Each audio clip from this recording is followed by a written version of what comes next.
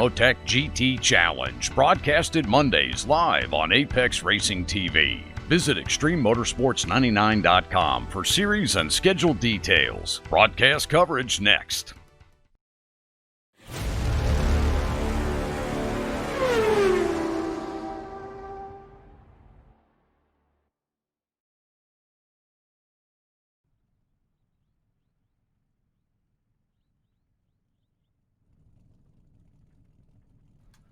Hello race fans, Peter Mackay here, welcoming you to the Ricmotech GT Challenge here at Mid-Ohio Sports Car Course. Joining me today in the commentary box is my esteemed colleague Austin Knight, and bringing you these wonderful images and graphics from an overcast Mid-Ohio today is Dennis Branch. Now, we've had a busy season here in the Ricmotech GT Challenge, but we've had about a month off, so here's a short video just to rejig your memory of what happened last time out at Laguna Seca. It was WeatherTech Raceway Laguna Seca that would host round 4 of the Ricmotech GT Challenge, and that number 93 of Mike Dam would lead from the pole. However, issues ensued immediately as Rafael Sosa in the number 50 jumped the start, making rear contact with the 87 of Arthur Chan as well as Justin Corral, unfortunately ending his day for that Aquila Racing Porsche. Mike Dam would continue leading lap 1 though, and stretched a 10-car length lead over championship leader Denis Sevredek. The GT3 field roared under the starting bridge with the young Elvis Rankin taking the lead into turn 1. The field would single file quickly out of 2 to not lose pace to the leader. On the opening lap, the 97 of Steve Daniel would find trouble in the corkscrew, sending him to the rear of the field.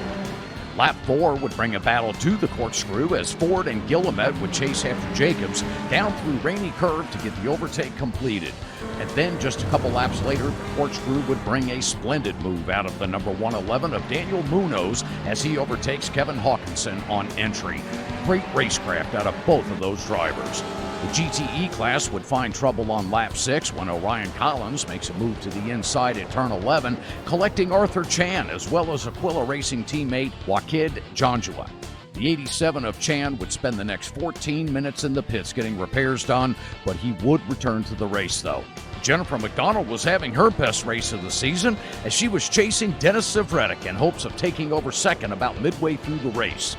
After a good start for the number 95 in GT3, Russ Ruddock found a little extra help in the corkscrew as the number 129 of Raymond Rodriguez would get into the back of him under braking, sending that flying tortoise machine through the sandpit.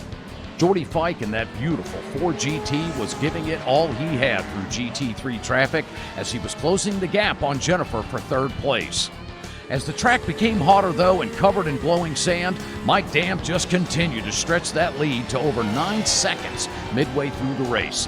Denis Sevredek was keeping that pressure on though and was not about to back down.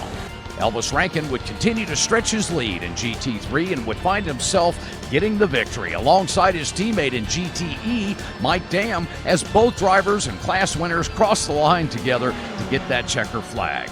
Cameron Martineau would finish with a very strong second, and Chris Thorman bringing home third place, getting his first podium of the series. Denis Sevredek would finish second, with Jennifer Mcdonald taking third and landing her first podium as well.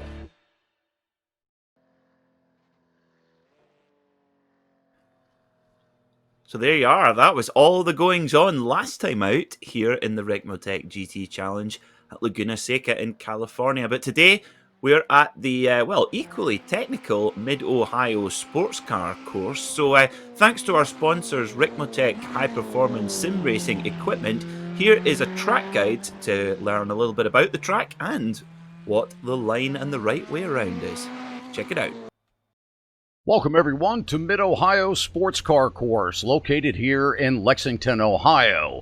Great to have you with us as we provide you your track guide today around this beautiful 2.5-mile road course. This track was originally constructed all the way back in 1962 by a gentleman named Les Griebling, and the course was inaugurated that following year with its first races held in August of 1963. Well, let's begin our track guide around this beautiful, undulating, and very technical course as we head up the front straightaway here across the starting line. as we gear up into turn one. A very fast sweeping left-hander, just a brush of the brakes, come right back to throttle. Want to get a good launch here as this takes you up to the beautiful keyhole, as it's known. Turn two. Back down through the gears. This is a late apexing corner here. You want to come in and get a good launch to the bottom. Let that car track out to the outside of the course.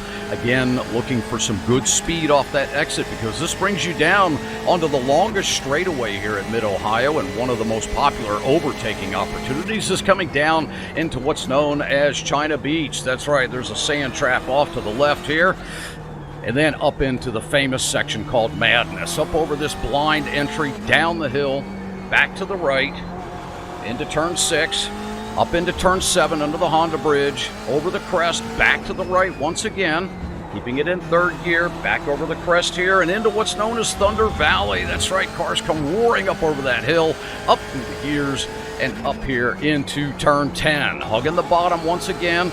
Get a good launch up here into this final carousel. We're going to be real easy here with the throttle. Let the car just roll through center, right back to throttle, and then up into turn 13, the final exit, back to the front straightaway and across the line.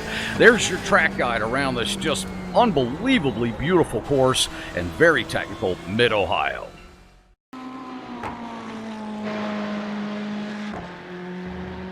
So there you are then. That is the way around this wonderful course here at Mid-Ohio, which was the brainchild of Les Griebling, who designed the track in the early 1960s, and it has hosted all of the top level of North American sports car racing since then, and of course the IndyCar Championship as well.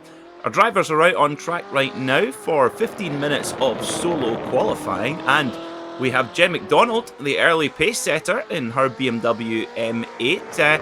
But Austin, you've got a wee bit of experience around here. What's the secret to laying down that fast lap time here in qualifying? Confidence, probably. It's all about confidence, how confident you trust the car, how confident you trust your setup, because there's a lot of stuff here that it takes a lot of guts to just really send in here. You got some blind corners that if you don't fully commit to, your car's going to be slow. If you fully commit to it, your car's going to feel like a rocket ship and probably take off like a rocket ship. But if you just get it right, oh my goodness, you're zooming through that twisty section, especially going up and down these hills. As we were looking at Bobby Childs right now, he's coming through the carousel and down the front short straight. It's not what we use in real life as a starting line, but that's what they use here in iRacing. This turn 1, you don't even have to brake for it. It's just a lift turn in if you have your setup absolutely perfect, and that's one of those key confidence points. Yeah, it certainly is. It's one where you can really get that, gain a little bit of lap time. Of course, for those who are fans of the IMSA WeatherTech Sports Car Championship, they had their visit just yesterday to Mid-Ohio Sports Car Course, and Austin, you and I were both very happy indeed because it was a Corvette 1-2, which is always very nice. But even some of the most high-profile drivers, like Ollie Jarvis in the Mazda, and also particularly Juan Pablo Montoya, actually making quite big errors through that turn 1 in the high downforce prototype. So the mistakes can be made through there, particularly for the inside curb, which is always a little bit of an issue. Yeah, that inside curb sticks up just a little bit, and that will upset your car, especially if you just give that thing a good old whack and guts. If you set your car up for a curb here at Mid-Ohio, it is not going to help you at all. This track is crazy smooth. Few bumps here and there, but the track just flows with the terrain so well. You don't really notice all the bumps it really has in the surface, because the track crew here at Mid-Ohio, very good at maintaining a course. And if you're also wondering how we're talking about a Corvette C8R winning, and it's not here in the GT Series, according to Ricmotech Extreme Motorsports rules, drivers aren't allowed to change cars mid-season, so they decided not to include the Corvette for the rest of the season. But don't worry, all you Corvette fanboys, including me and Peter, they will be here next season. Yep, along with another car. They will be here next season, or we won't be, basically. We're going on strike if the Corvette doesn't turn up. But we have been promised by this man on screen, number 32, Kevin Ford. He has promised us, he said, "Boys, I promise you will have your Corvette next season." And that makes me very happy indeed. I tell you what else makes me happy, Austin, is the fact that my fellow sideburn enthusiast, Jackie Stewart, actually won here at Mid-Ohio. In fact, in 1971, when he was already on the way to his second of 3 Formula One world titles, he actually was racing in Can-Am, and he won here in Carl Haas's Lola Chevrolet. So it's clearly somewhere that the Scots seem to like. Scott Dixon, although he's a Kiwi, he is called Scott, which also helps. My dad raced here once. His middle name's Scott, so I'm guessing that counts as well. It must be something. Wasn't fast.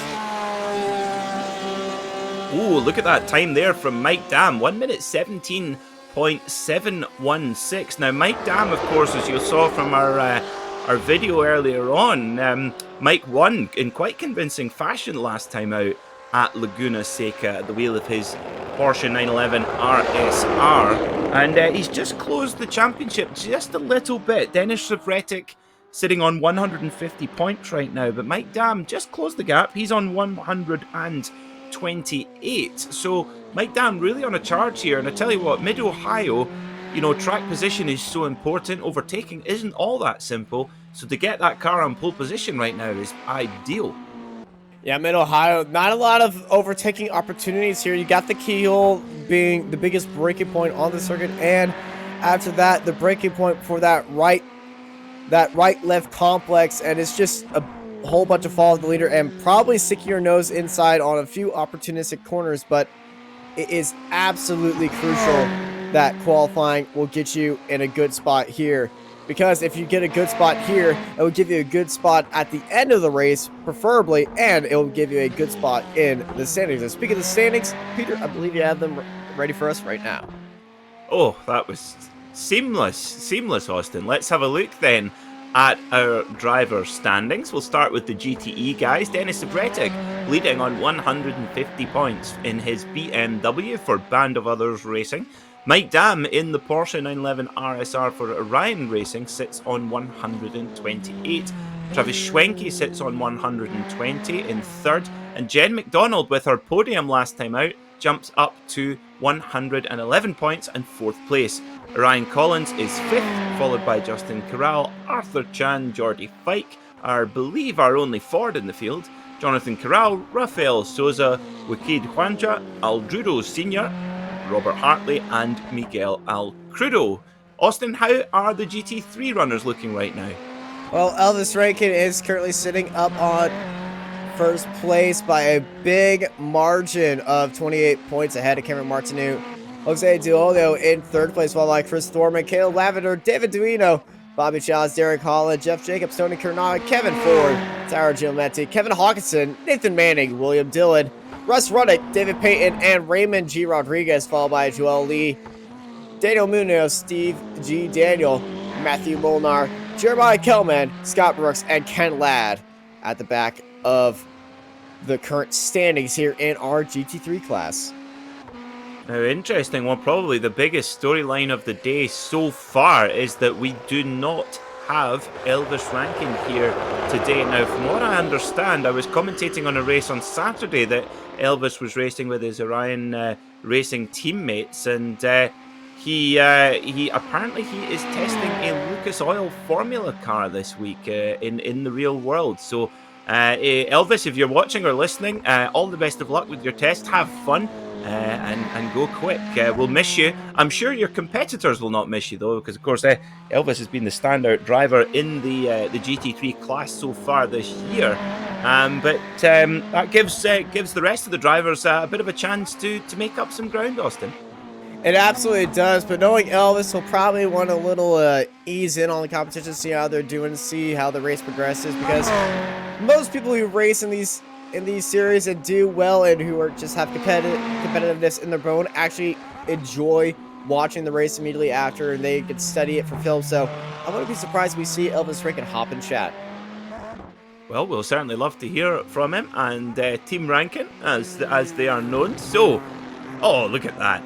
What a wonderful paint scheme that is. The 09 of George Fike in the only Ford GT in the field, and I have to say I never get tired of watching these cars going around. Beautiful machine, the Ford GT, and the story of how it was conceived is really, really cool as well. You know, basically Ford decided we've got a 50th anniversary of our first Le Mans win coming up.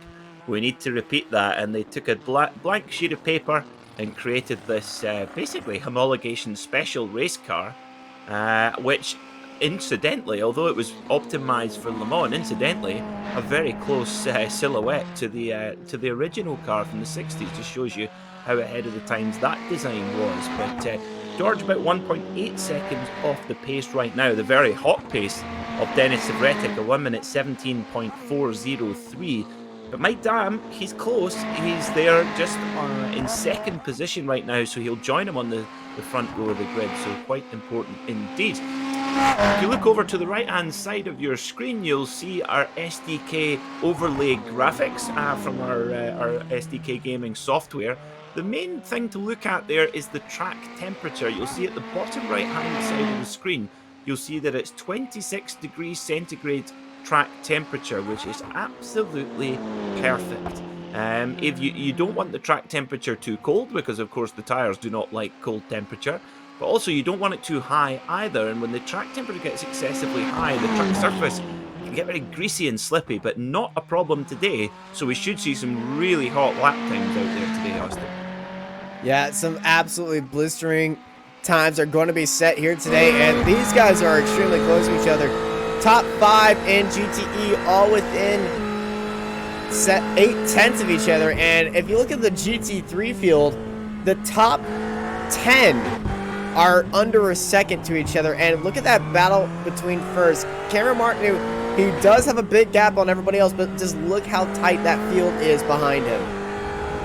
Certainly is, making a great use of this wonderful Ferrari 488 GT3 machine. It's so balanced, this car, mid-engined, twin turbocharged. Interestingly, the car, it actually has in GT3 trim has about 490 to 500 horsepower. However, the basic entry-level version of the street car has 660 horsepower, but such is the balance of performance regulations which exist in GT racing nowadays to try and balance these exotic cars with some of the less exotic machines. But Cameron Martineau got everything that Ferrari's got to give. A 1 minute 21.492, and edges pole position by 0.3 of a second. And as we come into the closing stages of the qualifying session, looks like the grid is going to be pretty much set, Austin. Yeah, the grid is looking pretty solid right now. The only car on track was actually Cameron Martin, and he's coming off right about now. So we got 30 seconds to breathe in, breathe out, take in this lovely Ohio air, and yeah, just taking some beautiful shots of this track as we wait for these guys to get going on to have a great day of racing here at Mid-Ohio. And it's gonna be a tough fight out front, and especially for those guys in the midfield. What's going to be the key to this race, though, is when lapped cars are going to come into effect. These passing cars, these faster cars, these slower cars are going to be looking all over the place. Might be using them as picks to make an overtake, but you got to be active in these little glass reflective things called mirrors sometimes. And to quote Jordan Taylor this weekend, grid time. Well, Denis Savretic taking the top spot there in GTE. That 17.4 is the pole position for today's race. Congratulations to Dennis. Mike Dam, though, in the Porsche right there. 17.7, just 0.3 back. Jennifer Mcdonald and Ryan Collins going to round out our front four there in the GTE class. In GT3, it's Cameron Martineau with a smoking 21.2. Almost a 0.3 lead there in qualifying. Take the pole position in the GT3 class over William Dillon. 21.5. Ariel Munoz going to line up right behind Cameron with Bobby Childs next to him in the top four. Good qualifying there for Bobby. Good luck, everybody. that was our race marshal and starting marshal, letting us know what was going on and who's got what.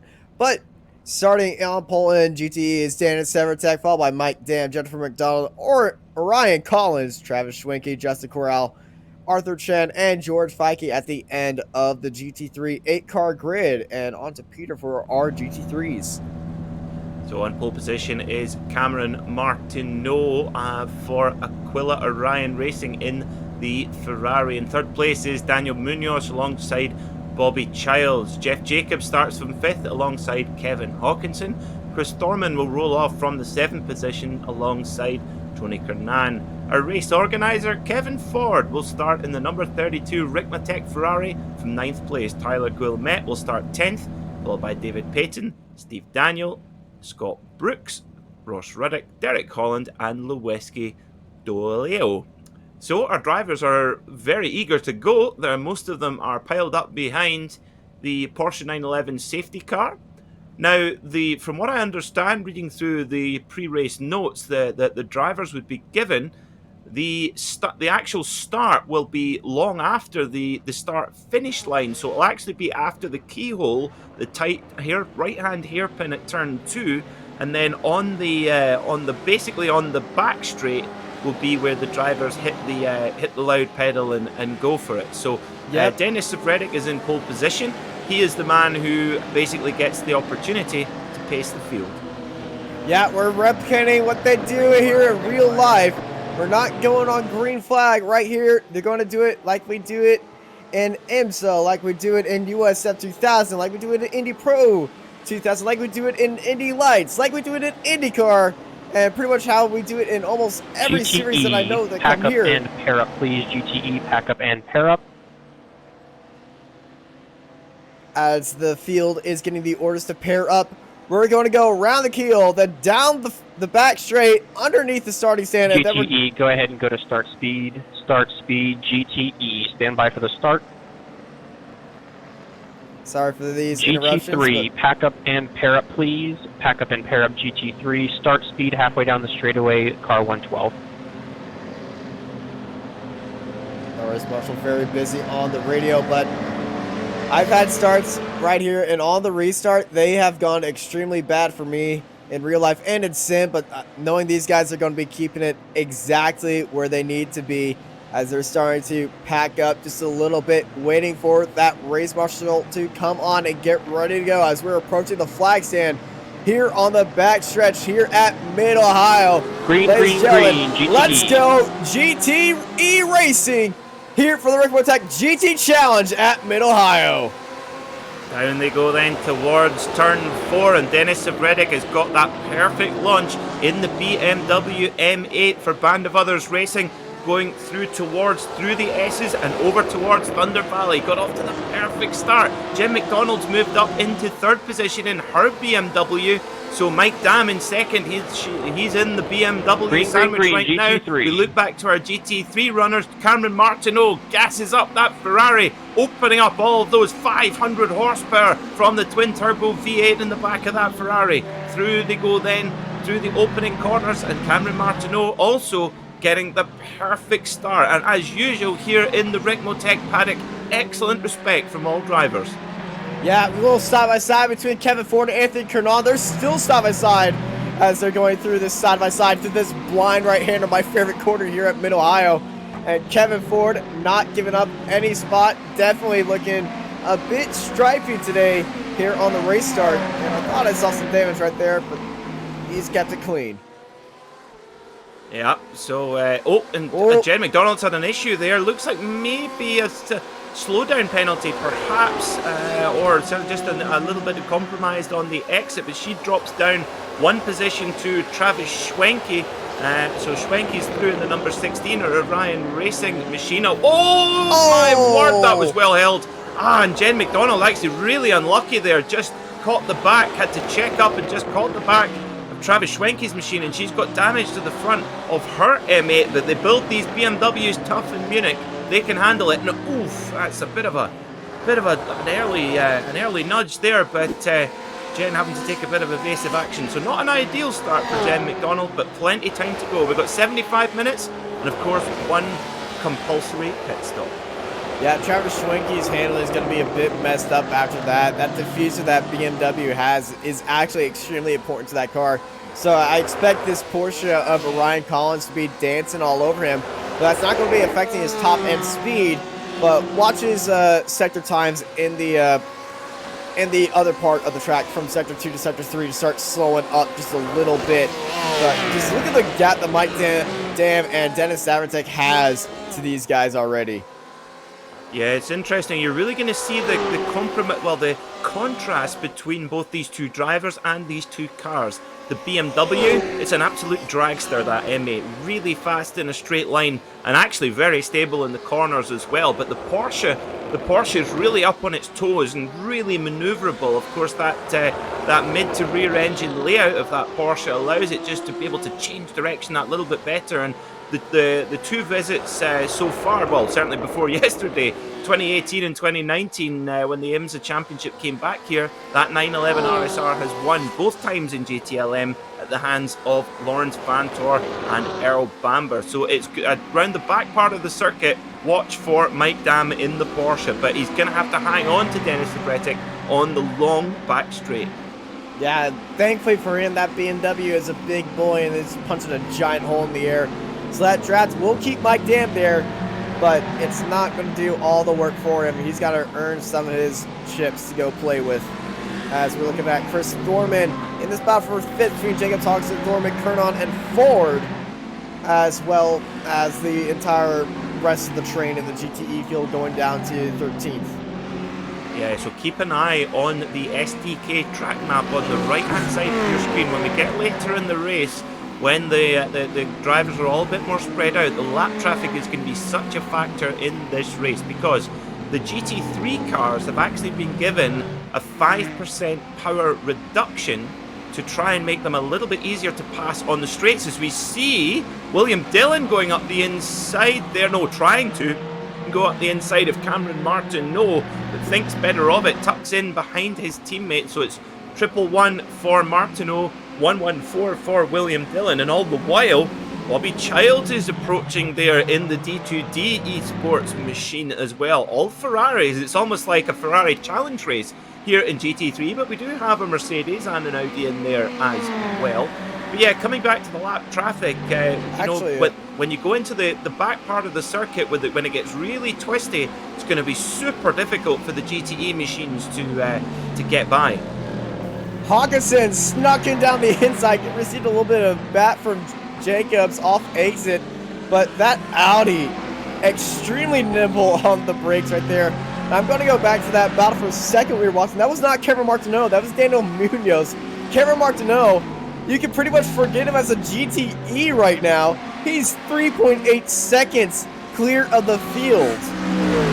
Wow, that's so I can see how you got confused with the name right there. I was confused for a bit, and then I looked at the minimap and I had to do a little double take. How did Cameron Martineau get that gap of 4 seconds over second place? Well, I can tell you why. Purple lap of 1:21.707, almost an entire second faster than the rest of the field.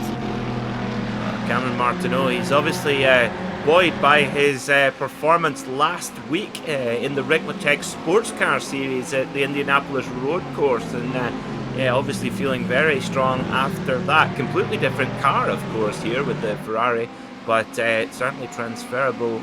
Certainly transferring it into a good run today so far after just 7 minutes of racing here at Mid-Ohio. A wonderful circuit, really nice and tight and twisty, and in fact, back in 2006, straight out the box, the Porsche RS Spyder LMP2 car beat the might of the LMP1 Audis around this circuit. So nimble was the handling of that car. So you mentioned, you make a great point about the Audi GT3 car, Austin, because that car is pretty twitchy, but it's got a nice short wheelbase and it's actually pretty maneuverable. So it could feature later on in the race. Yeah, Kevin Hodgson, the only Audi driver we had in the field right now. It's mainly a Ferrari-dominated field because these GT3 Ferraris are absolutely just pumped up with power. Jeff Jacobs in that Mercedes, that is an extremely stable car and a very reliable car to go racing with. So we look at Justin Corral, he's got the Ferrari right behind him, and we're looking at our GTE class, and it's the only GTE Ferrari as Corral goes wide, and looking down to the inside is Arthur Chad with Jennifer Mcdonald watching this fight from the rear. But it's Corral, Chad, McDonald right now in the battle for 5th place in our GTE category. And Chad's taking a little bit wider lines. Yeah, now if you're wondering what on earth is that GT3 Ferrari doing up there in the GTE class, it is not.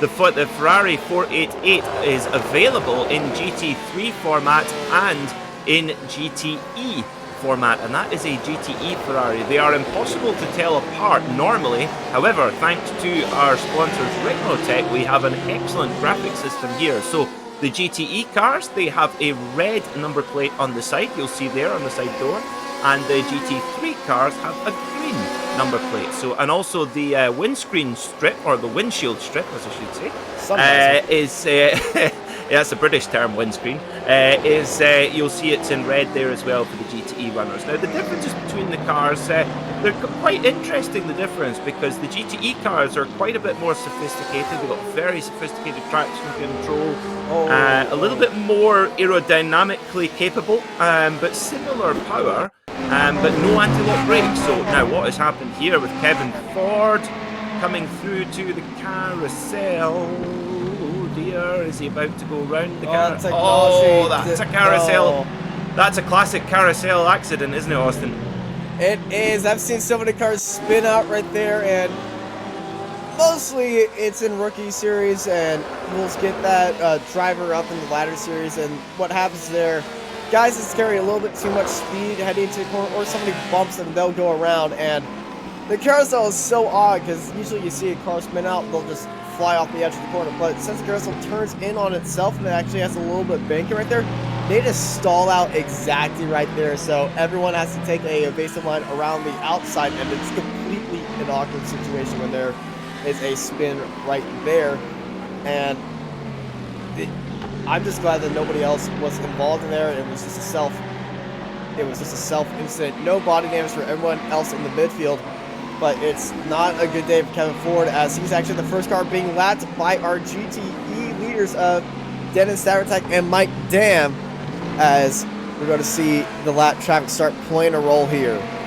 Yeah, this is going to be huge. This is going to be what wins and loses this race. Make no mistake about it. It's not necessarily out-and-out lap pace. It's all about that traffic management. As you can see from our SDK graphic on the right hand side of your screen, you'll see now that the red GTE runners, the faster cars, are coming up behind the GT3 machines right now. As you'll see, Mike Dam trying to get past Kevin Ford there, just a little bit mired on the middle of the corner there, but it will come back and forward throughout the passage through the traffic. And of course, our drivers, they have to make one compulsory pit stop. We expect the GT3 runners come in anywhere between lap 19 and lap 36, and the GTE runners to come in anytime between lap 18 and lap 40. So quite a wide window, Austin, where the drivers can choose to make their pit stop, and a lot of that can come down to where they are in traffic, either in their own class or with other slower cars on track as well.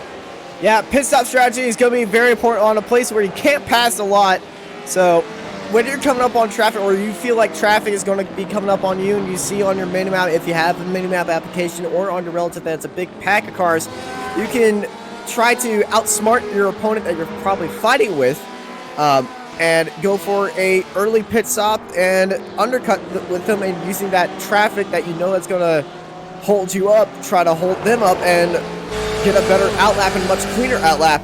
So early on in the race, if you see somebody doing a very early pit stop, that's what they're going for. Okay, so Jen Mcdonald trying to recover. She qualified incredibly well. Of course, remember, she's sitting third in the championship right now. She's kind of got a little bit stuck here behind Arthur Chan in the Ferrari. But we know this BMW's got a lot of grunt. Oh my word, that's a big look. Oh, does she? Wow, well held. Wow, rallycross style. That was a big old save there. Oh, it's been an eventful start to the race for Jen Mcdonald. She's packed a lot of action into the opening 13 minutes. Yeah, very unfortunate for Jennifer McDonald. She's been very good on the brakes, but unfortunately, in traffic, that BMW loses a bit of that front grip it has in the braking zone, and it goes a little bit longer than she's probably used to in practice, and unfortunately just gets into the that's a second car that we've caught her getting into the rear of, but nothing big has happened out of it. No big damage to Arthur Chan. Just a small tap. Very nice save from Jennifer McDonald, and probably a great photo opportunity to just see a sliding BMW right there. Oh yeah, she'll be saving that replay, get the cinematographer in there, and yeah, get a good oversteer shot. Always good when you can see the hands switching over, putting in the oversteer inputs. Now, Mike Dam is definitely the traffic pendulum is swinging back into Mike Dam's favour now, because when they entered this phase of traffic, the gap was 1.7 seconds. It's now only 1.0 seconds. So, and look at this, Dennis Spretic just getting stuck at the wrong moment in the braking. You'll notice the GTE cars are a little bit, although they don't have anti-lock brakes, their brakes are much stronger and their aerodynamics are much stronger as well. But you need the track position to be able to use that advantage. In a straight line, well, there is a massive amount of difference, and that's why the GT3 cars have been pegged back 5%. Now, here we go. It's just going here into the back part of the circuit. The gap is now 1 second. It's not good. Wait, it's not going to be 1 second anymore because, but Dennis Savretic's hit traffic as well, so it's really busy. The GTEs are so balanced in front of him that nobody realized an advantage as Mike Dam makes a very aggressive move. He's going to get the early jump on Dennis Savretic, who's going to be having a compromised exit, and Mike Dam's gained a lot of time right there, but now he has to deal with that Ferrari heading into the carousel. He can try to go around the outside and set up for that exit, which he's going to try to do right now. More downforce and grip in that GTE, but that corner is so slow, it is very hard to actually do around the outside in a very low downforce car compared to open wheelers. So that gap, 1.7 seconds as they entered the keel last time by, it's now going to be 1.5 seconds. So 2/10 gain for Mike Dam that time. Yeah, it's just going back and forward all the time, and it's all about that patience, isn't it? Because we saw it again. We saw some very high-profile drivers get into problems in the IMSA WeatherTech Championship yesterday. The prototype drivers making a lot of contact with the GTD runners. And just getting a little bit impatient and trying to push moves that probably weren't there and spoiling not only their race but the car they were lapping's race as well. But you have to say, Austin, that Dennis and Mike have been clinically clean coming through the pack so far. Absolutely, these guys have been absolutely fantastic right now. No contact whatsoever between GTE and GT3 cars so far. So we're looking at this battle between Hawkinson and Thorman. As you can see, that red BMW slowly coming up of Dennis Savretic. This battle might be a site of our first pick overtake attempt from a GT3 using a GTE car as a little bit of a buffer in a corner. Yeah, I always think of it as like a basketball screen. To use a sporting term as well, where you can use the traffic as little chess pieces on the board of a multi-class sports car race. And I think that's why, as sports car fans, I mean, there's so much to love. Of course, you've got the variety. You've got, no matter what you're into, you know, if you're a golfer, you've got a BMW M8. If you're a professional soccer player, you've got a Ferrari. If you're something in between, you've got an Audi R8, you know, so there's, or if you're a connoisseur, you've got the Porsche 911. So that's the thing with sports car racing. There's something for everyone, but also the dynamic of the multi-class system where, you know, there are slower and faster cars out there on track, working in different classes that have to kind of, you know, co-inhabit the racetrack. That's what makes it such an intriguing sport to watch. It absolutely is, and you forgot one thing. If you're American, you got the Corvette. Oh, if you're Scottish, you can. I hope I'll be an honorary Kentucky. Would you say? Now, what is the word to describe someone from Kentucky? Would you say a Kentucky mint, or what's the word, Austin? Kentuckyite. I never actually thought of this. Someone from Kentucky. Bowling Green. I have to say that is one thing that's on my my list is to go to the Corvette Museum in Bowling Green, Kentucky. I have been there, and I was there a week after the sinkhole happened. No way. Were you really? This way. Yes, I was. Wow, that's very cool. And is it as cool as I think it's going to be? It is absolutely cool. The sinkhole place has been repaired, so you didn't get to see a giant hole in the ground with a few wrecked Corvettes in front of it, which was depressing and the coolest thing I've ever seen. And while we were right there, we were actually traveling up to Mid-Ohio. Wow, well, there you go. So we've not digressed completely talking about Corvettes, but yeah, next season in the Ricmotech GT Challenge, we will have that wonderful Corvette C8R, which is on its way to IMSA Championship glory at the moment in the hands of Jordan Taylor and Antonio Garcia. And actually, the number 4 Corvette at Petit Le Mans, if the number 4 Corvette wins at Petit Le Mans, Ollie Gavin will become the most successful ever driver in that race with 6 wins. He absolutely will, and I got a great comment from Jack in the YouTube chat. People from Kentucky are called hillbillies. Oh dear. Oh dear. Now, I must be clear, we do not endorse that statement. That's for sure.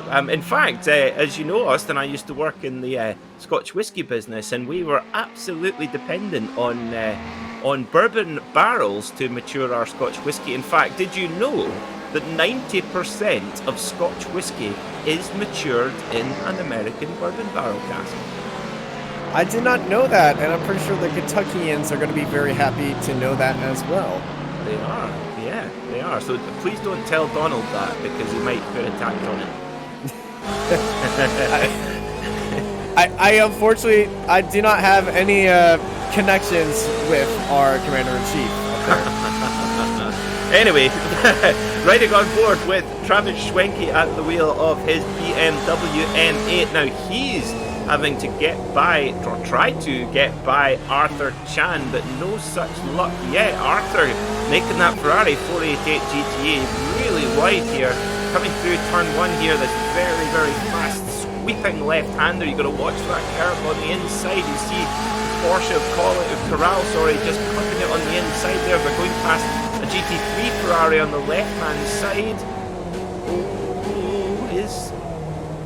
Now, that was really interesting there, Austin. Travis just hesitated slightly. He didn't know if the GT3 car had seen him. Yeah, you got to be very careful when you see a GT3 car. Like, sometimes they see you, sometimes you don't know if they see you, and you just got to have a little bit of trust. But safety is key here in sports car racing, and every bit of racing. These cars are safe. You got to drive safely, because if you want to make it this entire hour and 15 minutes here, you got to be safe. And he was just being very safe. He's got his own class in front of him. He's got a GT3 on the outside. He's got a long race ahead. So instead of just absolutely sending it in there with the other guys, he just took his little time to see what that GT3 was doing. Just an update on the front of the GTE classes. Watch we look at the front of Travis Schwenke's menacing BMW M8. You've got to think the Ferrari will just be that little bit more manoeuvrable around here, but that's an imposing view in the mirror. But yeah, just an update on the front of the GTE field. Denis Sabretic leads by 2.3 seconds now, so clearly the traffic has swung back in his favour, and this is really important. Take a look at the top right hand side of your screen, the SDK graphic. You'll see the track map there. Now Denis Sabretic and shortly Mike Dam will have a lot of clean air to go. And you've got to think, Austin, that although their pit window is opening on the next lap, they're going to want to use all of that free track space while they've got it. Yeah, they have a bunch of real estate right now, but Denis Sabretic has the better advantage because Mike Dam is still behind Cameron Martineau, who I would say is just 3 seconds off the pace of these guys. But it's in the most important sector that Cameron Martineau is holding up Mike Dam, and that is through sectors 2 and 3. I was going to see that Porsche flashing his lights, trying to get past of the GT3 leader. Here he goes down to the inside, and now it's going to be pace versus pace here at Mid-Ohio between our leaders here in the GTE category, Denis Sabretic and Mike Dam. 3 seconds separates them right now as we enter lap 18.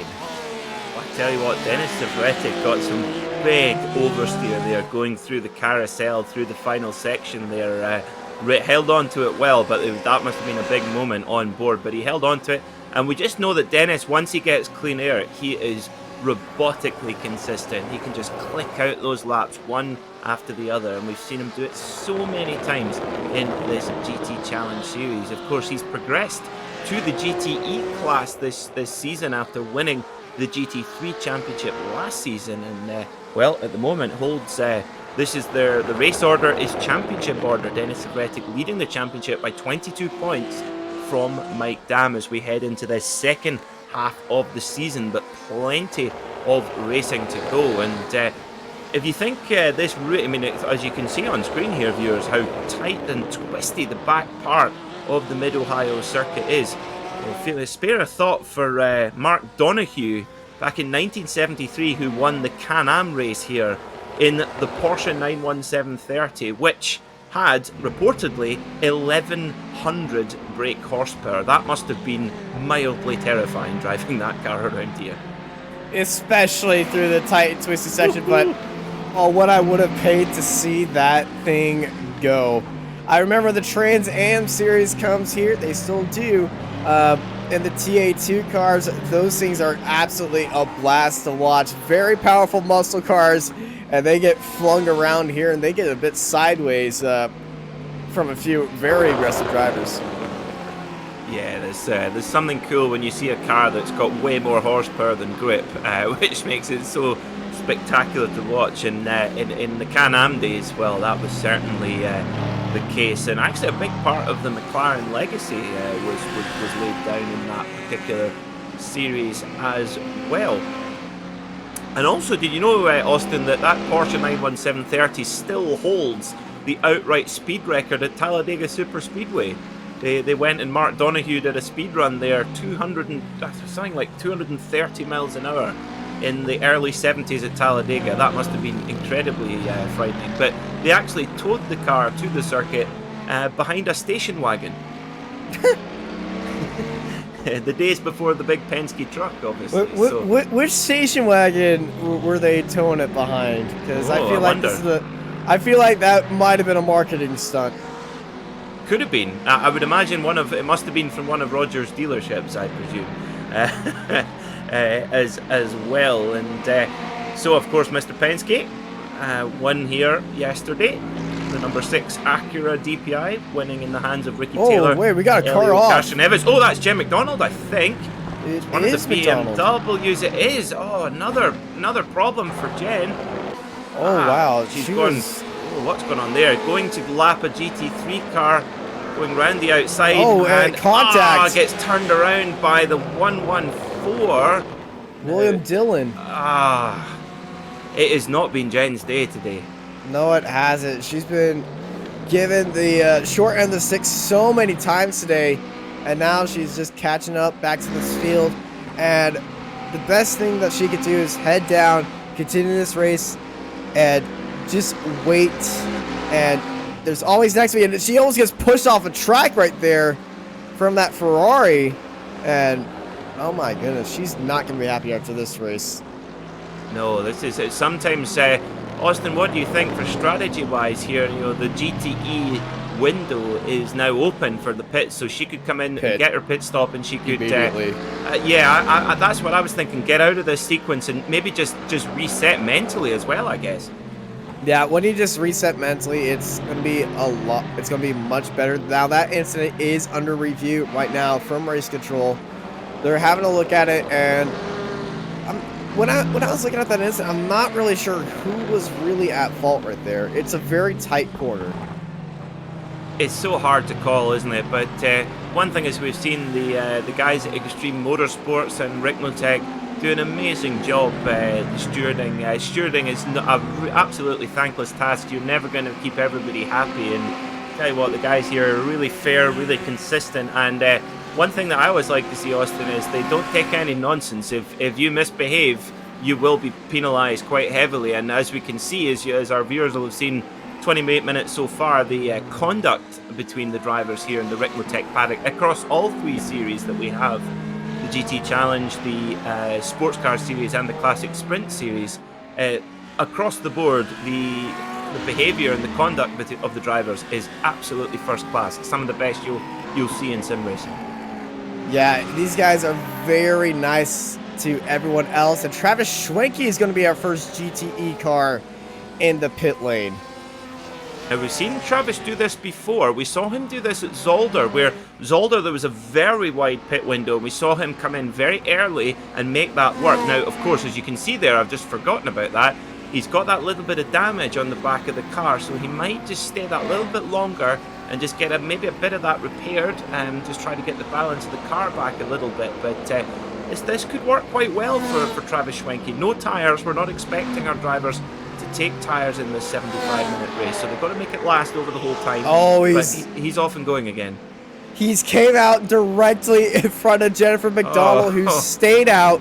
And Mcdonald, it's going to feel a little bit of deja vu right there, as she's now back behind Travis Schwenke, who on the opening laps she got into contact with, and Travis Schwenke didn't repair that damage he has on the back of that car, but Jennifer still has the damage on the front of her car. So these two damaged BMWs at the back of the field right now, but Travis Schwenke trying to go the long game and big brain this one here today, like he did at Zolder. Yeah, he certainly did it work. And sometimes sometimes you just got to roll the dice as well. As we see, Arthur Chan brings his Ferrari in, the only Ferrari in the GTE field. Of course, we saw a lot of those Ferraris out at Le Mans a couple of weeks ago. My favourite one of them is the number 85 Iron Dames car of Michelle Gatting, Manuela Gosner, and friend of the Peter Mackay Motorsport podcast, Rahel Fry, and they got the car into the top 10 for the second year running with a nice clean run across the whole 24 hours. Excellent plug right there. What, did you like that? That was oh, now speaking of plugs, we should mention now our sponsors, Ricmotech, who provide wonderful high-performance sim racing equipment. Oh no, Kevin! Does that count as a commentator's curse? Do you think Kevin's using his old wheel? He's not using his Ricmotech wheel, have you? No, I think he was hearing. I think he might be listening to the broadcast and heard that plug you did and might have got a bit upset. Possibly, but no, in all seriousness, if you're new to watching sim racing, if this is one of your first times watching here in the Ricmotech paddock on Apex Racing TV, first of all, welcome. We hope you're enjoying the coverage so far. Now, if you're wanting to get into sim racing and then get involved with iRacing, or you've maybe played Gran Turismo or Forza on your games console, well, there is nothing better than a proper sim rig setup, and the folks at Ricmotech can help you with that. Give them a call. They'll be happy to discuss with you your needs, and you will not believe the realism of the technology for pedals, steering wheels, gear shifters, all these sorts of things. Ricmotech are one of the leaders in the industry. Austin, I believe you've got yourself a fancy new wheel. Just try and give our viewers an impression of just how accurate the feedback is with the new technology. Well, from driving in real life with a old USF model car, but I have driven the Skippy that's in the sim right now. It is probably the closest experience I've ever had on any sim compared with it. My old wheel wasn't the most powerful. It just gave me a little bit of feeling, and I just used it to map out the track. I'm actually feeling the car. I'm feeling the wheels. I'm feeling the ground with this new wheel technology that I have. And this is just a mid-range wheel. It's not the top direct drive stuff that some of the guys have right now, but the pedals feel great. They feel realistic. They got that nice feel to them. And everything about it is just realistic to the T. Unless when I get into a NASCAR and I'm driving for Formula Rim, but that's the only downside. But it's certainly amazed me. I mean, I've been playing driving games my entire life. That was a big part of my love of motorsport and how it developed, was driving on games like Gran Turismo and Colin McRae Rally and things like that. But I tell you what, since I've been driving on iRacing, it's just another level. And I think when you get so many real world racing drivers advocating that technology, that really tells a big story. And so yeah, give the guys at Ricmotech a shout, and they'll be delighted to help you out with getting started with sim racing. So, update at the front. I tell you what, that gap is not moving, is it, Austin? Denis Savretic leading Mike Dam by 3.5 seconds, and now they're starting to come into the second phase of traffic. It'll be interesting how that's going to play out. They are coming into the second phase of traffic, and actually right behind him, Luisky Diolio's had a spin at turn 1.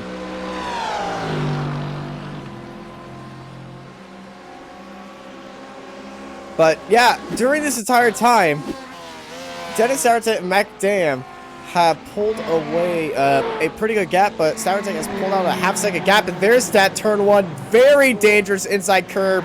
Luisky Diolio locks at the brakes and kept it in the grass, reverses back onto the track in clear air as we go back live to our first place car, number 79, Denis Savretic. Big amount of moves here on the exit as he's passing the number 12, the P12 of Kevin Ford right there.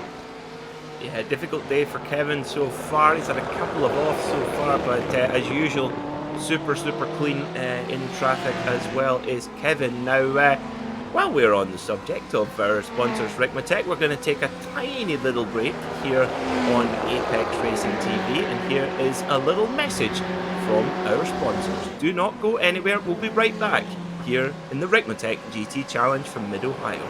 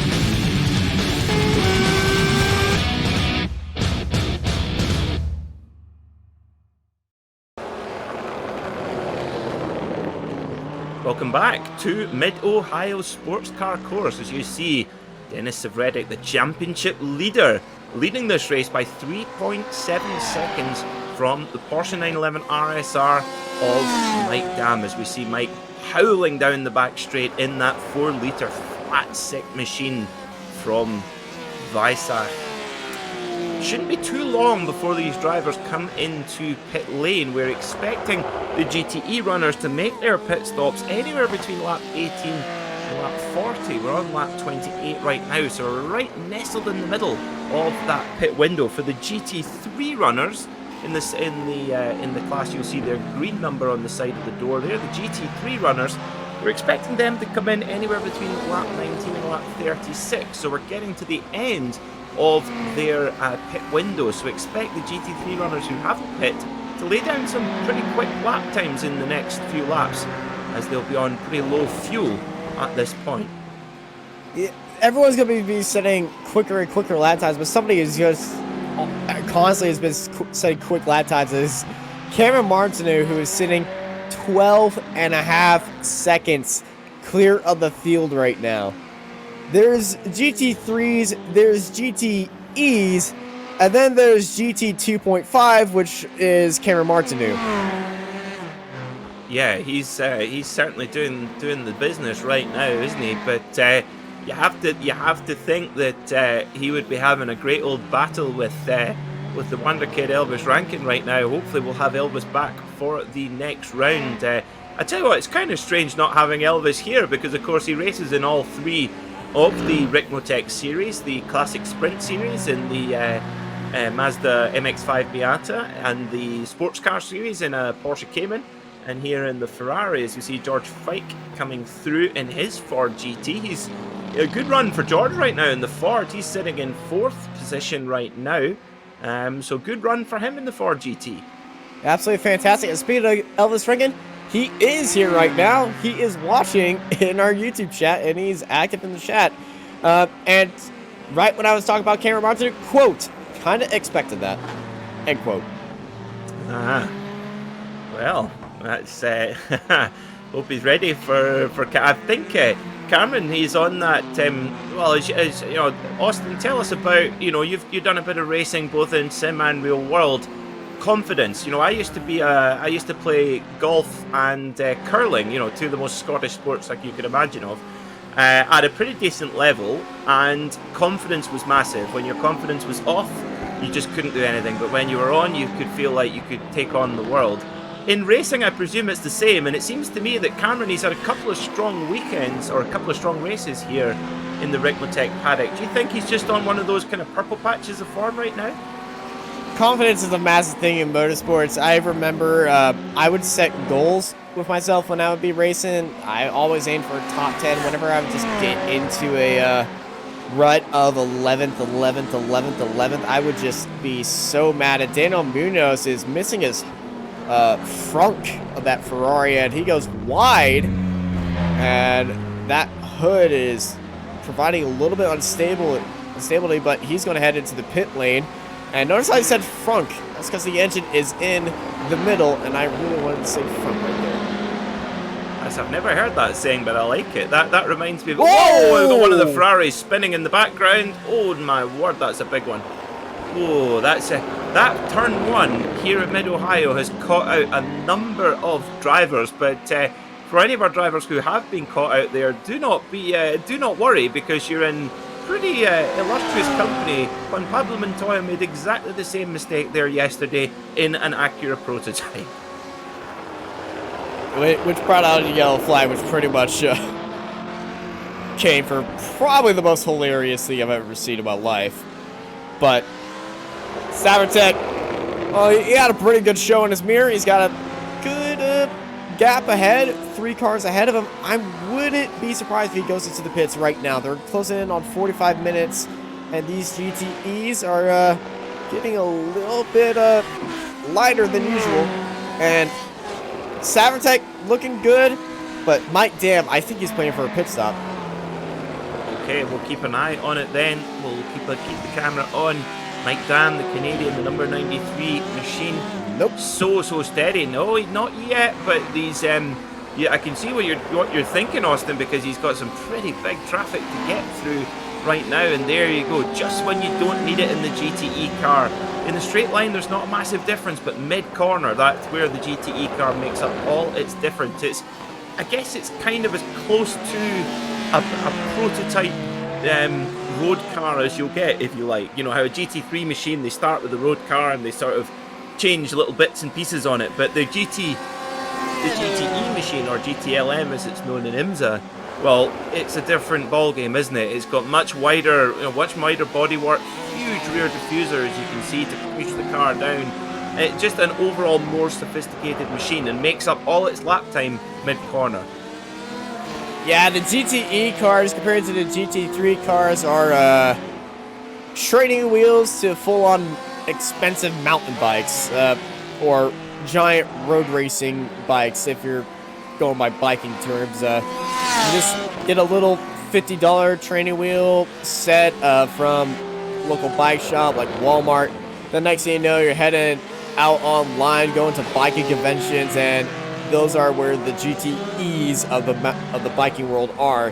As Mike Dam looks down to the inside, very easy overtake on that'll be Scott Brooks. He just lets him pass.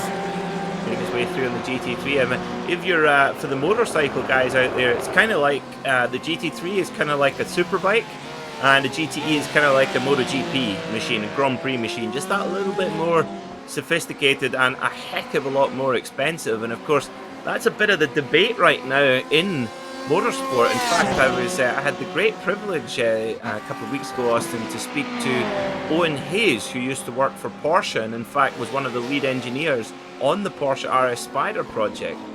And he said he is very, very strongly opinionated about it, and I completely agree with him. He said the the GTLM, GTE formula is completely irrelevant and unnecessary nowadays. As the GT3 format is the way forward. There's no reason for the two of them to exist together, and I have to agree with them. What's your view on it for the future of sports car racing, or GT racing specifically?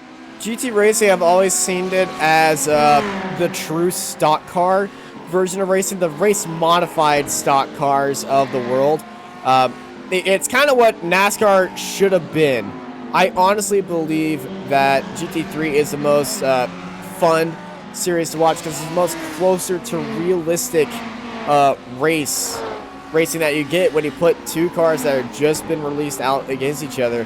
And with all the technology that go into cars right now, and they're not being implemented into the GTEs, there's no point to really be seeing any stuff for GTEs, and GT3s are the future of sports cars. But another future of sports cars is the hypercar, which I'm very excited to see get implemented into the WEC series very soon.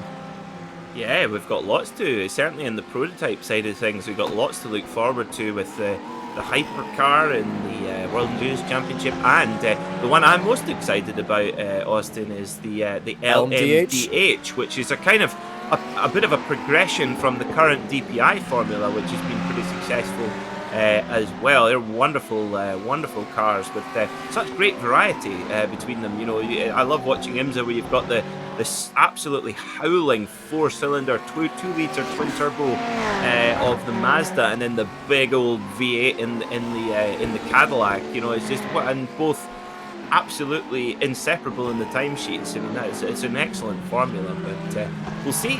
Hopefully it will go down well as we see Chris Thorman bringing his D2D Esports Ferrari GT3 into pit lane. So that's right on the edge. That car, the fuel light definitely will have been on. That's right at the end of the expected pit window. So he's got 30 minutes to go from there. But Dennis Savreddick, he still carries on pounding around, and he's got a good bit of open track right now. But well, he's about coming to up come. lots of traffic. Yeah, there's a lot of traffic coming up in the not too distant future, so this could be a perfect time for him to jump into pit lane and get that pit stop and get out in a bit of clean air. It absolutely is. And while we're talking about GTEs, GT3s, LMDH, hypercar, I want to go back to the LMDH stuff, because the thing I love about that series, about that car class, is they're allowing the manufacturers to take the base of the car but apply their own bodywork, kind of like what NASCAR does to the front ends of their cars, and each car is going to look completely different from the other one, which is going to provide even more excitement for cars that just look absolutely rapid right now. And I can't wait to see what those cars look like on track and how they perform to each other, and if we might get a LMDH hypercar spec in iRacing soon. Well, we'll see. Who knows? We'll see. I mean, Dallara, they are obviously been a great partner of iRacing over the last couple of years. They are one of the 4 chosen chassis manufacturers. And I think that's the great thing about the LMDH regulation. It's been written, John Doonan, the former Mazda Motorsports boss, has come in to be the new boss of IMSA, and has done a great job ever since he's come in. And he's done a great job of bringing IMSA and the World Endurance Championship organisers, who obviously are the Le Mans organisers as well, and bringing them together for the future. But yeah, of course, it's great that the manufacturers don't have to worry about developing a chassis or anything like that. They just have to put in the engine that they want, and like you say, Austin, the bodywork that they want. Also, there's a specification hybrid system which will be going into each car as well, which is bought off the peg so that they can kind of tick that box from a marketing aspect. Here she comes then, Jen McDonald. And Dennis Sauerteich, but not Mike Dam. Mike Dam trying to go for the overcut, and seeing on how long he can stay out there on that fuel. It's going to be on the edge for Mike, so this might get a bit tricky, but Mike Dam taking over the lead here in the Ricmotech High Performance Sim Racing Equipment GTC GT Challenge Series, presented by Proforma Elite Texas Graphics. And Mike Dam in that 93 just probably wants a confidence boost right now. He's going for that number 1 spot. He sees that he has a clear track ahead, and Dennis he exited out behind traffic. This could be really, really interesting here. Mike Dam is just... Does he have 1 lap worth of cleared run? I don't think he does. I think he's now going to see just ahead of him that big gaggle of GT3 cars. I think this is when he's going to jump into pit lane, and Dennis Severedic, he would have heard Mike Dam's howling Porsche coming by, and he would have heard him going by going, oh, there goes Mike, he's not decided to pit. It's a loud car, this, and it's for me, this is a 4-wheeled musical instrument, this 911 RSR. Of course, it's been updated now for a larger capacity engine of 4.2 with side exit exhaust, which is slightly different, and he goes round again. This is an interesting call. This is risky. You're right, Austin. He is catching up on some traffic, but I think he just knows that Mike Dam, that Dennis Severedic is having a little bit of traffic, and that traffic that he was catching up to was on that pit window right now, and Dennis was caught up in traffic that was going to pit anyway, and so they're abnormally slower, but now Dennis has clear track ahead of him for a while. But just look at the gap. Mike Dam just now exiting onto the back straight through that right-hand kink as Dennis Severedic was just going through the keyhole. 25 seconds. Mike Dam could theoretically pit right now and exit in the lead. Going to be too close to call. Let's see. He's in traffic right now, though. He's right in the traffic. Oh, no, that's massive. And that was the risk we were talking about, and that, I don't want to say it, but unfortunately is the race for Mike Dam. Well, as far as being tagged by a back marker goes, that couldn't have really gone much better, if you kind of know what I mean. Is that could have been... He's not in a wall. He's not in a wall. Exactly. No damage on the car, but Didn't even spin. really hurt his pace by at least a second. And that's going to be helping Dennis Severedic a lot if he's got his relative just to the cars in class, but he's coming up to a slow car right here, and that race control incident between car number 93 and 64 is under review. And here's Severedic coming down the front short straight, and he's going to easily get past Mike Dam. Oh, that's gutting for Mike Dam. I mean, he actually looked like he'd given the GT3 car plenty of room, and it was just one of those racing incidents, that risk that's always there in lap traffic. And you could tell Mike was pushing, but just 2 or 3 corners away from a perfect... and like you say, you called it, Austin. I think the overcut was... I think it was on. But now he's sit 5.6 seconds behind Dennis, and that's going to be really hard to run that down over the next 24 minutes. It absolutely is going to be next to impossible because Dennis Severedic is absolutely on it.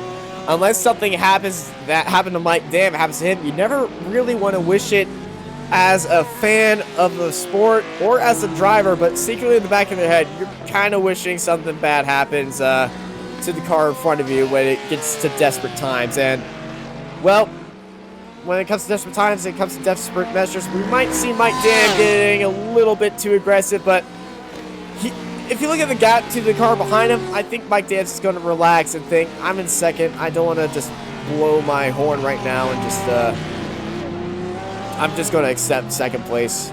But he's still going to try to go, but he's already dropped down an entire second that lap to Dennis Severedic. So I think he's accepted his fate. Possibly, yeah, and I think he can now just try and run those clean laps and just take that little bit less risk around traffic, and you never know what can happen. We just saw, what Mike was running really clean through the traffic, and just unfortunately just got clipped by the GT3 Ferrari there, which for Mike, he could have easily ended up in the wall and his race be over completely there, but the car control, I don't know how, he didn't even spin, Austin. He still managed to kind of slide it over the tarmac and keep the car in a straight line.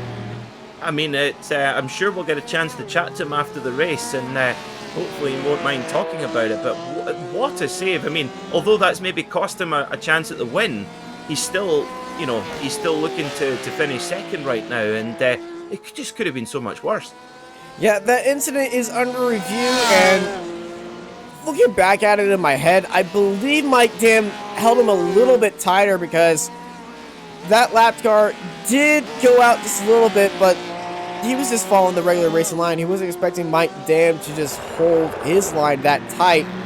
But I feel like it's just going to be a racing incident and nothing's going to be done really towards that, as we're looking at our battle for second in class between Dylan and Childs, as they have a GTE right behind them.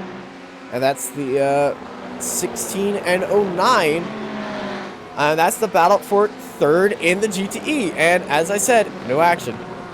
Yeah, I think that's exactly the right call. It's just one of those racing incidents that just can happen from time to time. And you could tell there, Austin, that both drivers, neither of which did anything negligent. It's just sometimes what can happen when you're pushing through a race. So no, right, good call there from the stewards, I would say. You see Tyler Guillemette trying to recover from that earlier spin. He had a big old spin there coming out of turn one a few laps ago in his Ferrari. Tell you what, that Ferrari is such a planted machine. It's got lovely balance. Maybe a little bit of understeer, but just only a little bit, which actually makes it really nice and safe and predictable. It's a wonderful car.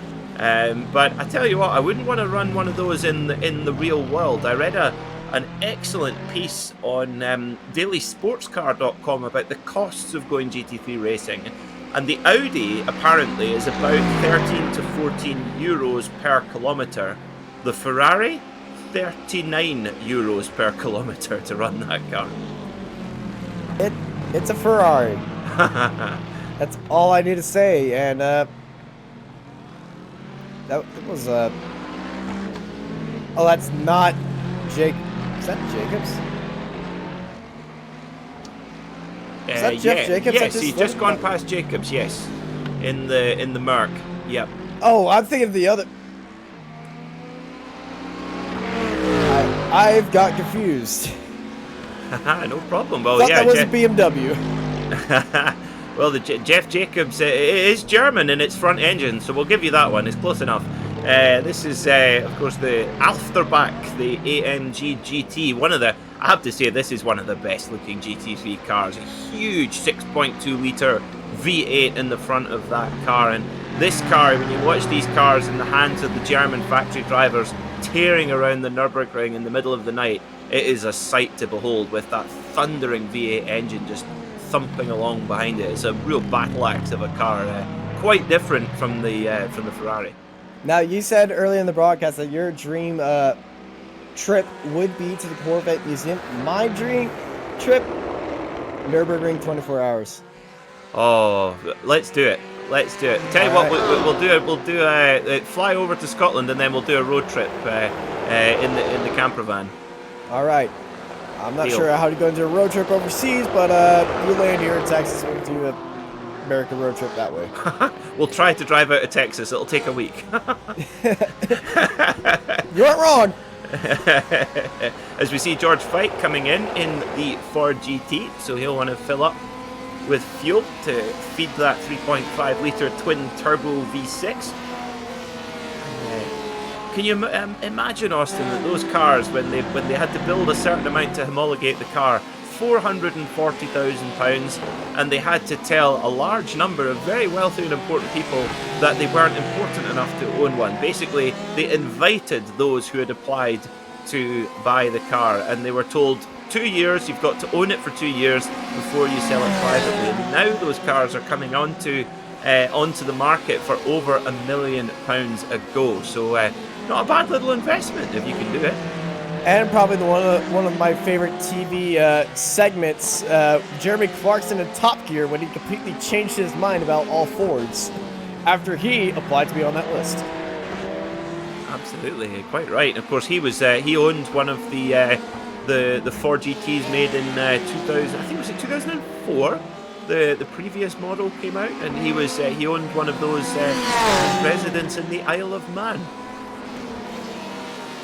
I do remember that. I also remember him trying to get into the original Ford GT, and he couldn't even fit in.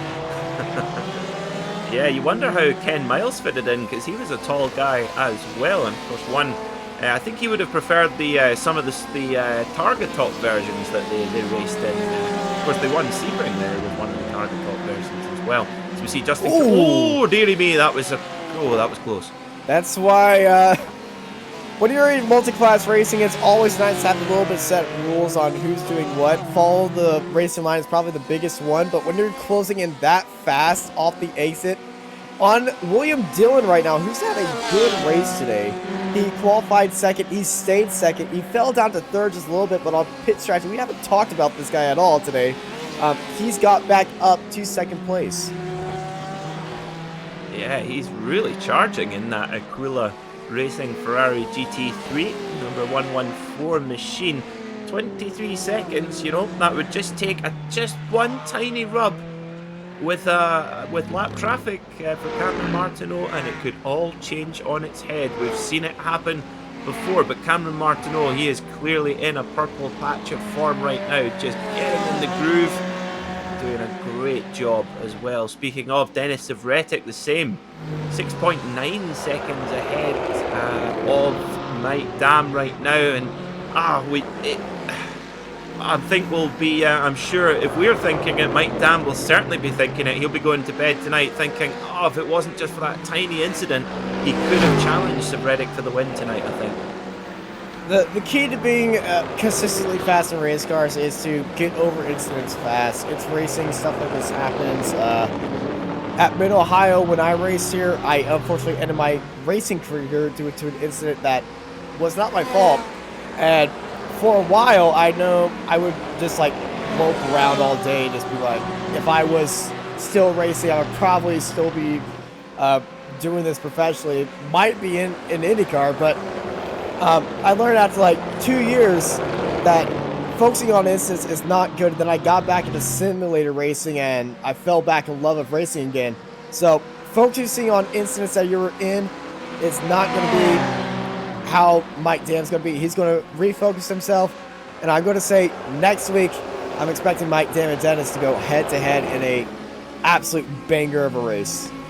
I agree. I think it's going to be an absolute cracker. The next race in this particular championship is at Canadian Tire Motorsports Park, or Mosport for as a lot of people still remember it as. That is on October the 19th, but of course, we have Monday night is Ricmotech night. We have lots of upcoming races every Monday night at the same time every week. We have the Sports Car Series and the Classic Sprint Series as well. And many of those series, of course, you see drivers like Mike Dam, Cameron Martineau, Travis Schwenke. They compete in all of those series. And it's great to see them hopping out of different cars and showing their pace in all of them. Yeah, absolutely. It is. So we're looking at a battle for 5th class between Justin Corral and Arthur Chan. Not Anthony. Corral looking down to the inside, just trying to find his right move. He's in his element in that Porsche, in these quick left rights through the hills, and that Ferrari is definitely on the list. Chan just getting a bit wide right here, and here comes Justin.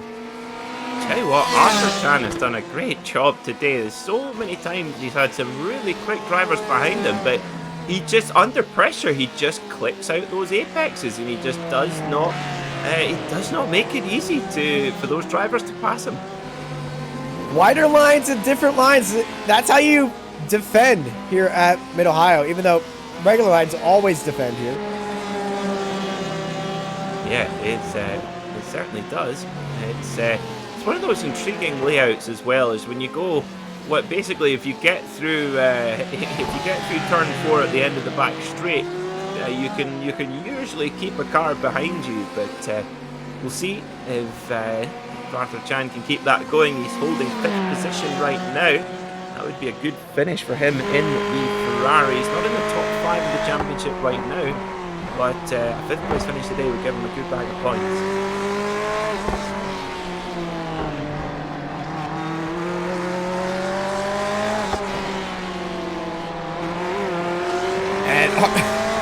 Justin Corral is dancing on that bumper of Arthur Chan.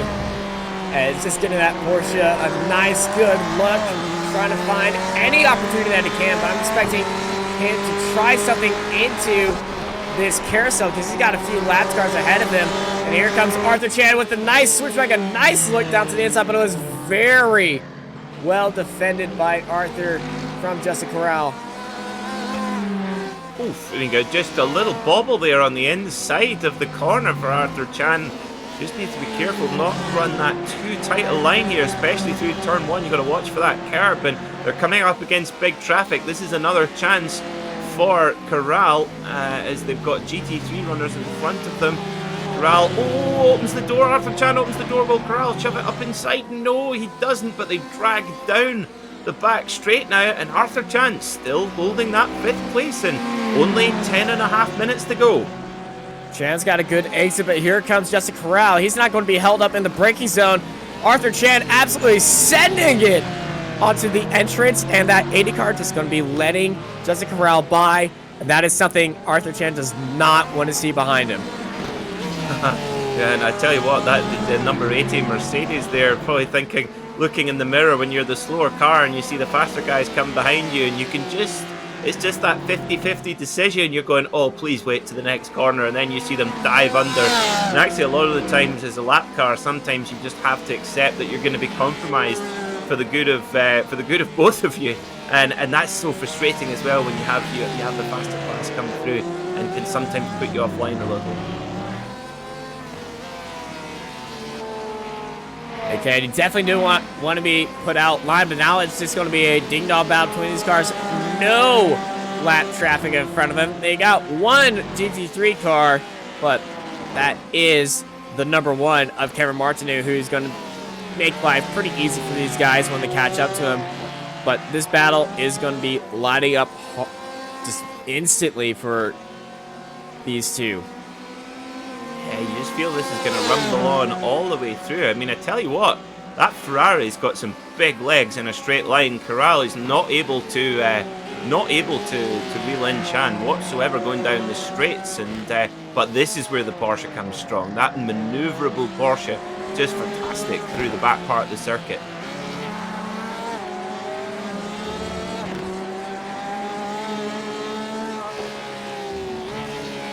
Okay, so we're here on lap 50 of the race.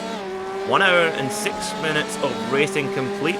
Just 9 minutes to go here at Mid-Ohio Sports Car Course. Dennis Sabretic leads from Mike Dam by 7.5 seconds, and Cameron Martineau leads in GT3 from William Dillon by a dominant 24 seconds. But this battle for 5th place is not over between Arthur Chan and Justin Corral. Just off the track goes Justin, pushing it just a little bit too hard, but that's just showing how much he wants that spot.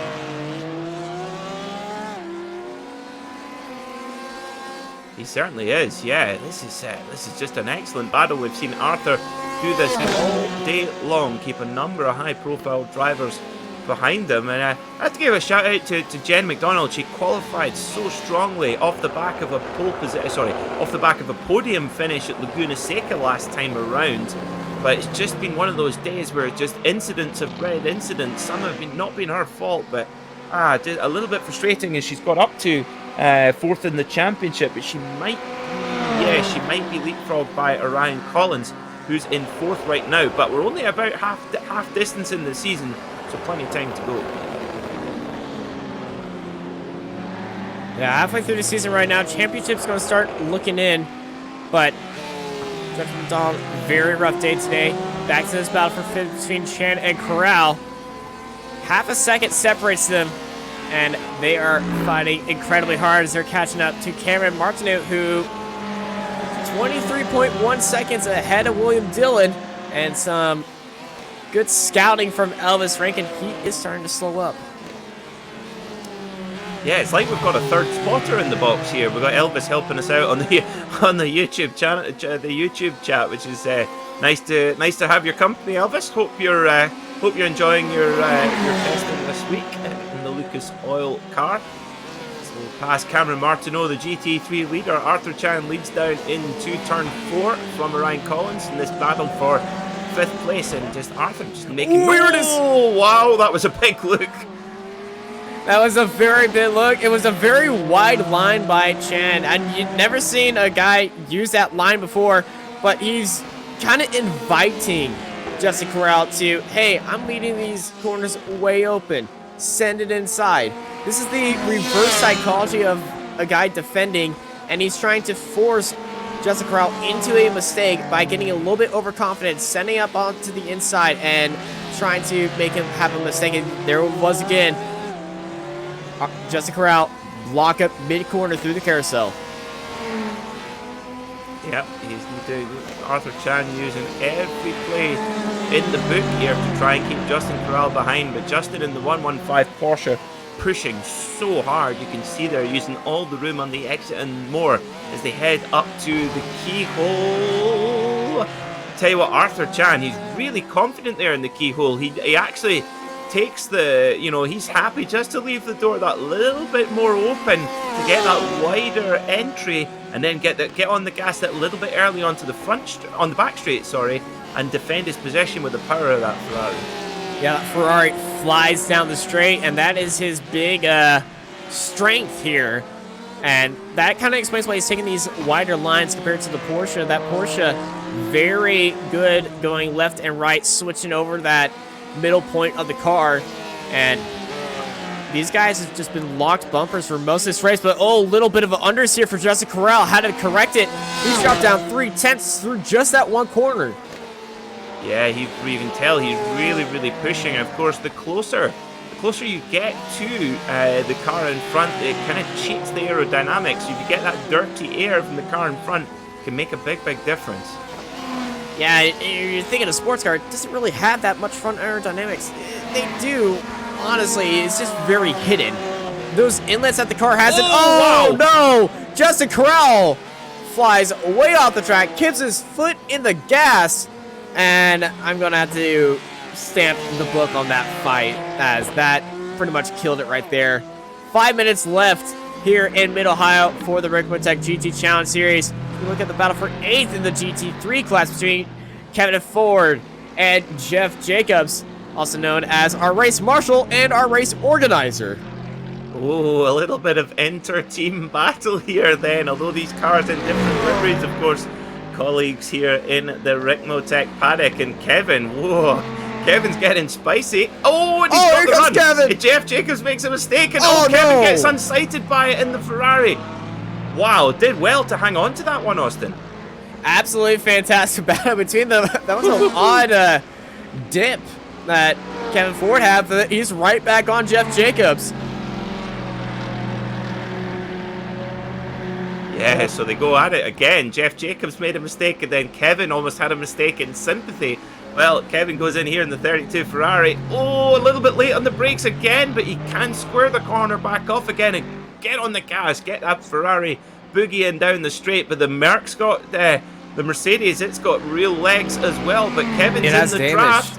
Okay. The front right of Jeff Jacobs' cars is a bit bent in right there. You can tell by the little small amount of bent fiberglass or hood material on that Mercedes. Just a bit crunched in right there. It's very hard to see. I would hope it was carbon fiber for the price of it. I would hope it is too, but you know, some of these guys, you never know. But Kevin is very unstable coming out of these corners. He's pushing a lot. Yeah, he's this is bragging rights in the office, isn't it, between Jeff Jacobs and Kevin Ford? You know, they're going to go hard here. Two very different cars. You know, this is what balance of performance can do. You know, in street form, the Ferrari would absolutely pulverize the Mercedes.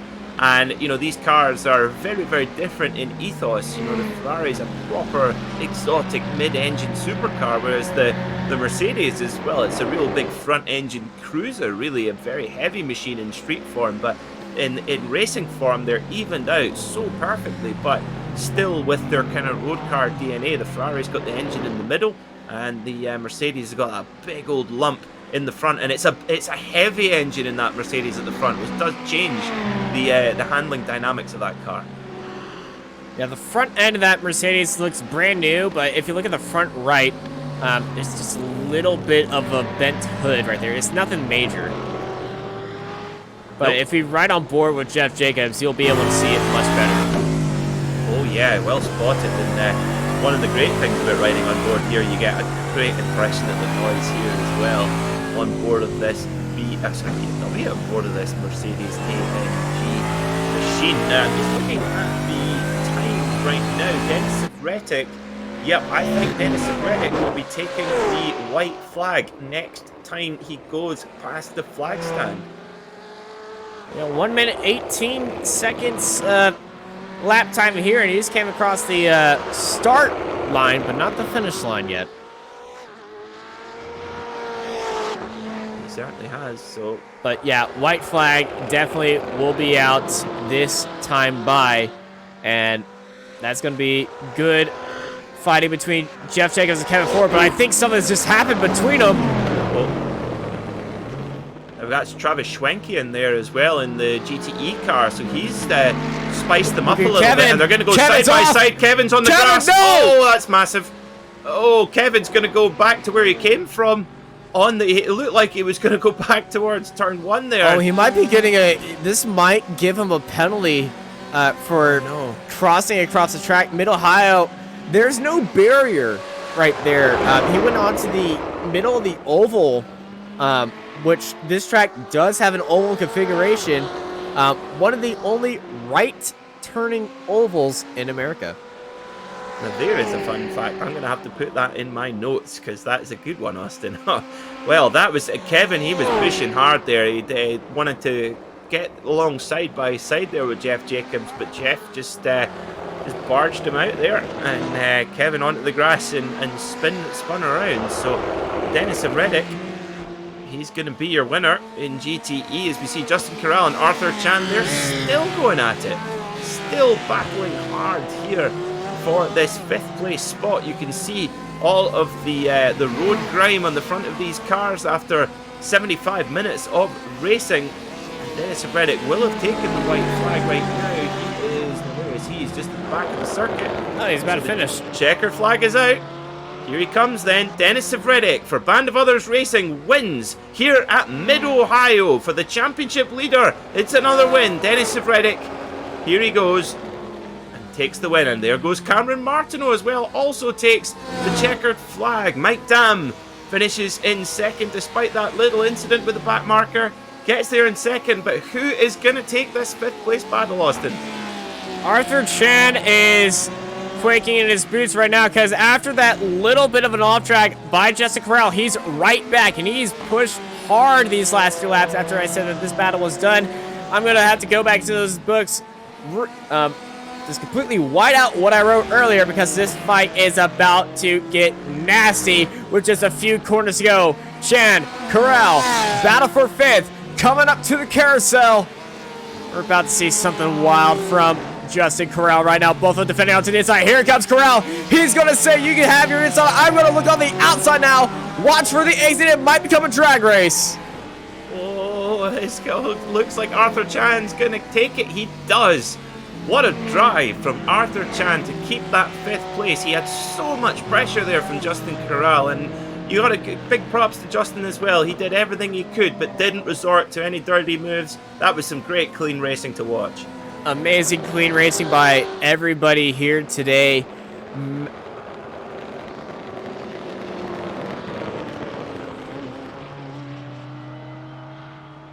As our race marshal gives us our winners, Dennis Savertech and Cameron Martineau, up for our, I would say, traditional photo shoot of our race winners. They park up underneath the Honda start-finish line, and Cameron just disappears from view. But what a race we saw here at Mid-Ohio.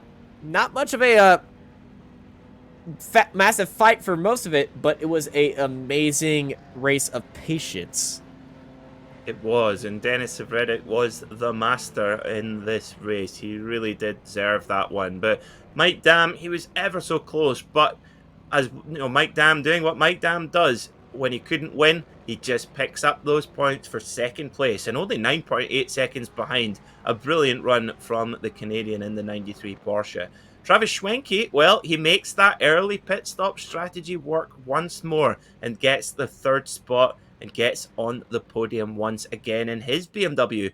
Ryan Collins finished in 4th place. Arthur Chan, a brilliant drive from the Canadian in the Ferrari, keeping Justin Corral behind him after so many laps. Jen McDonald, not the day she wanted after a great qualifying, finishing in 7th, and George Fike in the Ford was 8th. Cameron Martineau, he was your winner in GT3 with William Dillon and Chris Thorman rounding out the class podium there.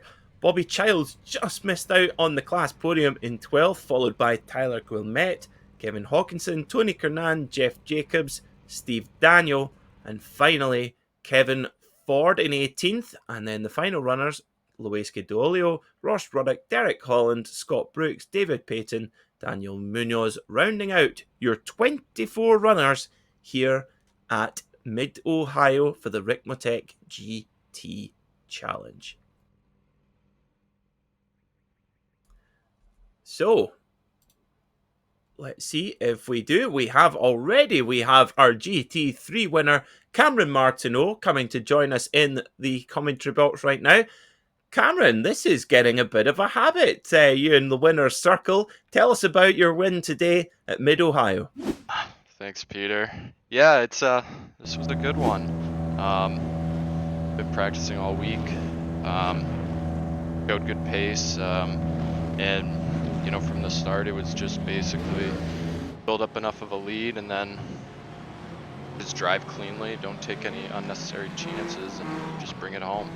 So that's basically all that I tried to do today, and I executed pretty well. So good one. As easy as that. You make it sound so simple, Cameron. You need to give me some lessons. Now it's of course that you got two classic multi-class sports car racing here at Mid-Ohio today, with the GT3 and the GTE machines there. And although they're a few seconds apart on lap time, they make them in different ways. How did you find it as the leading GT3 runners with these fierce GTE cars coming through the pack? It was pretty tough because, you know, they've got a lot more downforce. So they were definitely catching us in the high speed corners, but you know, we've got a lot more mechanical grip and you know, make up a lot more of our time in the braking. So, you know, and our straight line speed isn't terribly different. So, you know, just being careful when they do get by us. You know, not trying to outbrake them into some of the slower speed sections. So, and just giving a nice little lift there. Especially down the straightaways, since our paces weren't, you know, too far off, and you know, not really worth it to race them into the corners. Oh, absolutely. Now I notice you run the number 31, which is a very successful number in the IMSA Championship. Of course, Action Express and Whalen Engineering run the 31 with much success. Well, tell us the story of why you choose the 31 for your car. Yeah, so I've got the 31 on most of my vehicles. You know, not only here in iRacing, but in real life as well. You know, the 31 just comes from my childhood address. You know, that was the house number that I grew up in, so that's where the 31 comes from. Aha, I see. Oh, what a cool story. Now, as our GT3 winner here in the Ricmotech GT Challenge here at Mid-Ohio, Cameron, is there anyone you'd like to give a shout out to live on the broadcast? Yeah, absolutely. I'd like to give a big shout out to my team and teammates, the Aquila and Orion race team. Big shout out to the league admins, Kevin, Jeff, Bobby, and Russ. They do a great job. Big shout out to you guys in the commentary booth, putting on a great show for the viewers every single week. And just a shout out to my friends and family, you know, my dad, my grandparents who are watching the broadcast at home.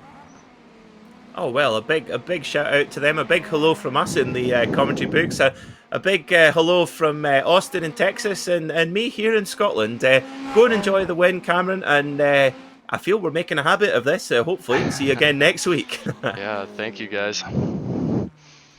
So that was our GT3 winner, Cameron Martineau, and I believe we have William Dillon to come in and have a chat with him, who finished second in GT3. William, welcome to the Apex Racing TV commentary box.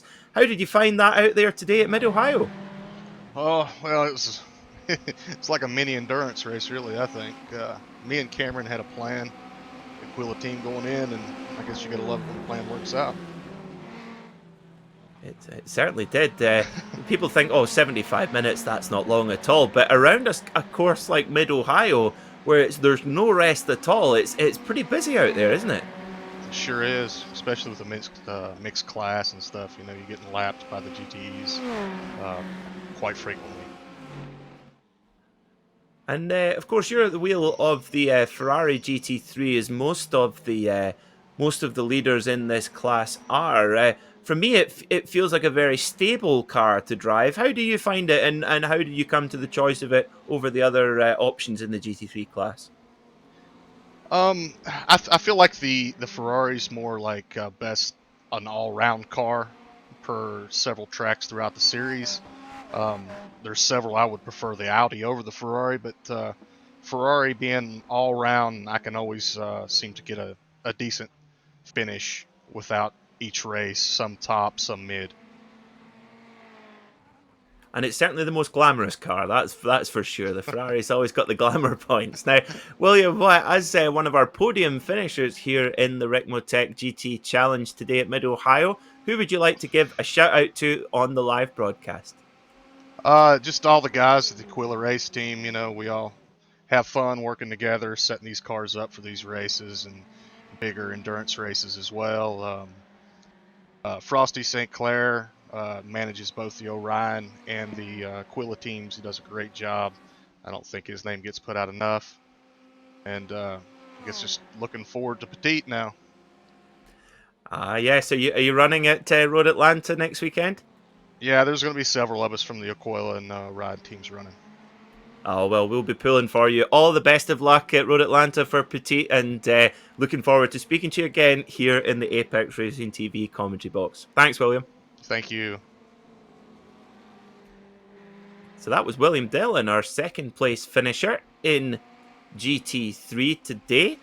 That is about all we have time for you here today in the Ricmotech GT Challenge. But let's have a look about what you can expect over the next few Monday nights here in the Ricmotech paddock. Monday night is Ricmotech night, and on the 5th of October, it's the Classic Sprint Series, which is next up, which is our big Ford Mustangs and the little Mazda MX-5 Miatas, which always provide great racing, and that is at one of my favourite circuits in North America, Lime Rock Park. 1 week later, on the 12th of October, our sports car series, the GT4 machines and TCR touring cars, they also go to Lime Rock Park for their next round of the season. And the next round for our GT Challenge is on October 19th at Canadian Tire Motorsport Park. So lots of action coming up over the next 3 Mondays, with all the action live here on Apex Racing TV with myself and my esteemed colleague, Austin Knight. That's all we've got time for tonight. Thanks so much for tuning in to this broadcast. Thanks so much to our sponsors, Ricmotech, for all that they do for this series. And we will see you next week at Lime Rock Park.